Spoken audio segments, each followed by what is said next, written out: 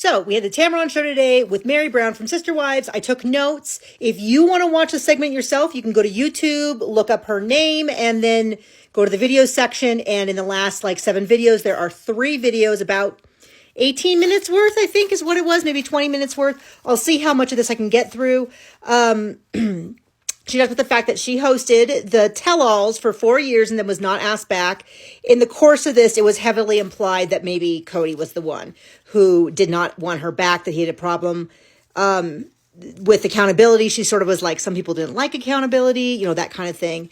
But Meri comes out. They seem genuinely so excited to see each other. They both kind of tear up. Meri looks great.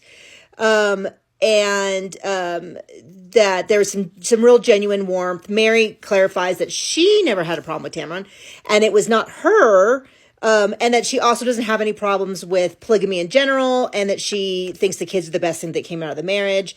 That was kind of the first section. The second section was that Mary's like, jealousy was always an issue. That's not why I left, but that was always an issue, and it was kind of silly that it wasn't,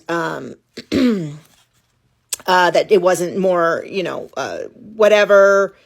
And then it's heavily implied that Cody got Tamron fired.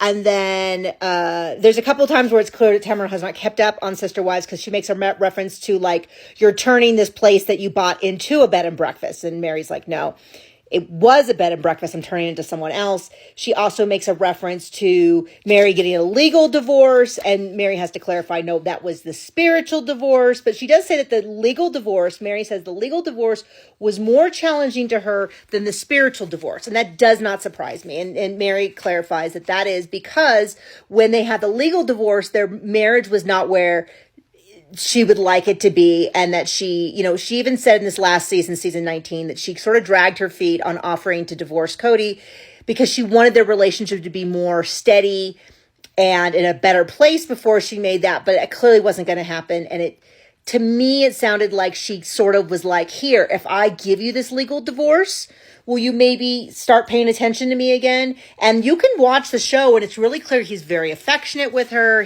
They're going out to meals. He's being very considerate. It did seem to work for a very short period of time. And then within a few months, he was back to, we never saw him with her at all. She wasn't filming with her. And then shortly after that, the catfishing situation happened. So she was explaining how that was what was happening that's my interpretation of what happened in the legal divorce versus the spiritual divorce. She said it was already over.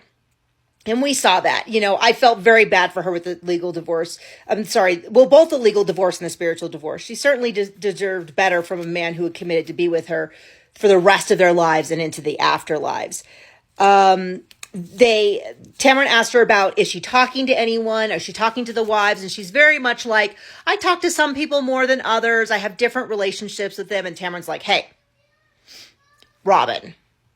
Is it with Robin? And she's like, not really. Not really. We talk very occasionally. She says she's a non-existent relationship with Cody, and she's a lot of grief. Not about the loss of the marriage, but over the divorce, because she thought they could have a kind divorce, and it is not being a kind divorce. So I am not glad to hear that. I'm glad to hear her acknowledge that, because he has been so awful to her behind her back. He's spoken terribly about her and her friends and her family. He just does not think very well of her and treats her less than I think even a stranger on the street deserves. And so I'm glad that she's starting to call that out, because he's talked terribly about her for years. And that is what they have always done, just really, really protected her.